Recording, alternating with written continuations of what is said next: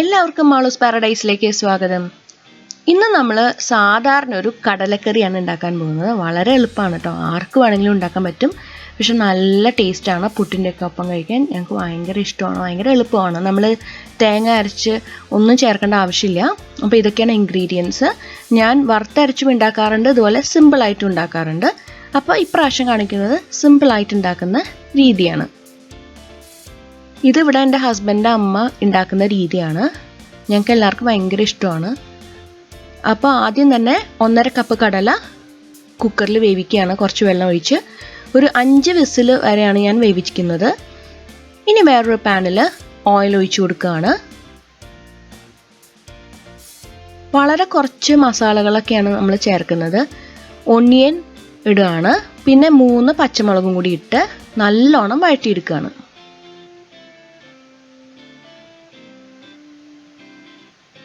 പച്ചമുളക് എരിവിനനുസരിച്ച് എടുക്കാം. ഇതിലേക്ക് നമുക്ക് 1 table spoon ginger garlic paste add ചെയ്യാം. ഫ്രഷ് ആയിട്ടുള്ള ജിഞ്ചർ ഗാർലിക് പേസ്റ്റ് ആഡ് ചെയ്യുകയാണെങ്കിൽ കുറച്ചും കൂടി ടേസ്റ്റിയാണ്. ലോ ടു മീഡിയമിൽ വെച്ചിട്ടാണ് നമ്മൾ ഇത് വഴറ്റിയെടുക്കുന്നത്. നല്ലോണം വഴറ്റിയെടുക്കുക. ഉപ്പ് ചേർക്കാൻ വേണമെങ്കിൽ, അപ്പോൾ സവോള പെട്ടെന്ന് വെന്ത് കിട്ടും. ഇനി ഇതിലേക്ക് 5 ടേബിൾ സ്പൂൺ മല്ലിപ്പൊടിയാണ് ചേർക്കുന്നത്.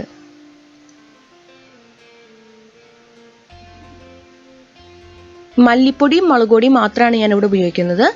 പ്രത്യേകിച്ച് ഗരം മസാല അങ്ങനെ യാതൊന്നും യൂസ് ചെയ്യുന്നില്ല ഈ ഒരു കടലക്കറിയിൽ. കുറച്ച് മുളക് പൊടിയും ഇട്ട് നല്ലോണം ഒന്ന് സോട്ട് ചെയ്ത് അതിൻ്റെ പച്ചമണം മാറുന്ന വരെ സോട്ട് ചെയ്ത് എടുക്കാം. പിന്നെ നമുക്ക് കുറച്ച് ടെർമറിക് പൗഡർ ആഡ് ചെയ്യാം. അതൊന്ന് സോട്ട് ചെയ്തെടുക്കുക. ഇതിലേക്ക് നമ്മൾ വെന്ത കടല ചേർക്കണം. അതിനു മുമ്പേ നമുക്ക് കുറച്ച് കടല എടുത്ത് മാറ്റി കുറച്ച് അരയ്ക്കാനായിട്ട് മാറ്റി വയ്ക്കാം. വളരെ കുറച്ചാണ് ഞാൻ മാറ്റി വയ്ക്കുന്നത് കേട്ടോ. കടല നല്ലോണം വെന്തിട്ടുണ്ട്, പൊടിഞ്ഞൊന്നും പോയിട്ടില്ല, കണ്ടില്ലേ?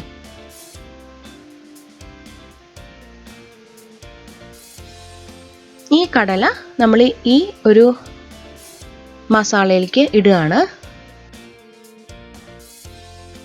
പിന്നെ കുറച്ച് കടലയെ മാറ്റി വയ്ക്കുകയാണ് മിക്സിയിലിട്ട് അരച്ചെടുക്കാൻ. ഇത് നല്ലോണം ഞാൻ അരച്ചെടുക്കും.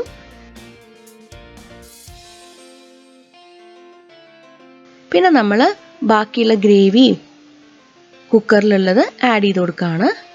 എന്നിട്ട് ലോ ടു മീഡിയം ഫ്ലെയിമിൽ വെച്ച് ഇതിൻ്റെ കൺസിസ്റ്റൻസി തിക്കൻ ആവുന്ന വരെ, നമുക്ക് എത്രയാണോ തിക്കാവേണ്ടത് അത്രയും ഇഷ്ടത്തിൽ നമുക്ക് തിക്കാക്കാം. അതിൻ്റെ ഇടയിൽ നമുക്ക് മല്ലിയില ചേർത്ത് കൊടുക്കാം, അതല്ലെങ്കിൽ കറി ലീവ്സ് ചേർത്ത് കൊടുക്കാം. എന്താണുള്ളതെന്ന് വെച്ചാൽ അത് ചേർത്ത് കൊടുക്കാം. ഒന്ന് തിളപ്പിച്ചുകൊണ്ടിരിക്കുക. നമ്മളിപ്പോഴും ആ ഒരു പേസ്റ്റ് ആഡ് ചെയ്തിട്ടില്ല. കുറച്ചൊന്ന് വെള്ളം വറ്റി കഴിയുമ്പോഴാണ് ഞാൻ ആ പ്യൂരി ആഡ് ചെയ്യുന്നത്. ഒരുപാട് വറ്റണ്ട, ഈ പ്യൂരിയും കുറച്ച് നേരം കിടന്ന് ഇങ്ങനെ തിളയ്ക്കണം.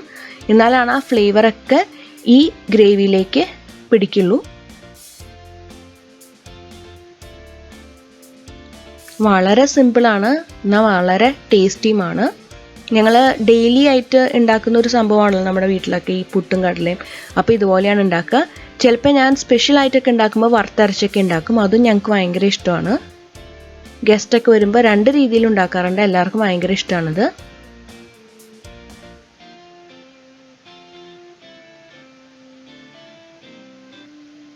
അപ്പോൾ ഇത് ഞാൻ എൻ്റെ ഹസ്ബൻഡിൻ്റെ അമ്മ ഞങ്ങൾക്ക് ഉണ്ടാക്കി തരുന്ന കടലക്കറിയാണ്.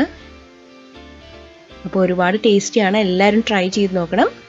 ഇഷ്ടപ്പെടുകയാണെങ്കിൽ പറയണ്ടല്ലോ, ഫ്രണ്ട്സും ഫാമിലിയും ഒക്കെ ആയിട്ട് ഷെയർ ചെയ്യാൻ മറക്കരുത്. വീണ്ടും ഇതുപോലത്തെ വളരെ സിമ്പിളായിട്ടുള്ള എന്നാൽ വളരെ ടേസ്റ്റിയുമായിട്ടുള്ള റെസിപ്പീസ് ആയിട്ട് വരുന്നവരെ എല്ലാവർക്കും ഒരുപാട് നന്ദി. Thank you.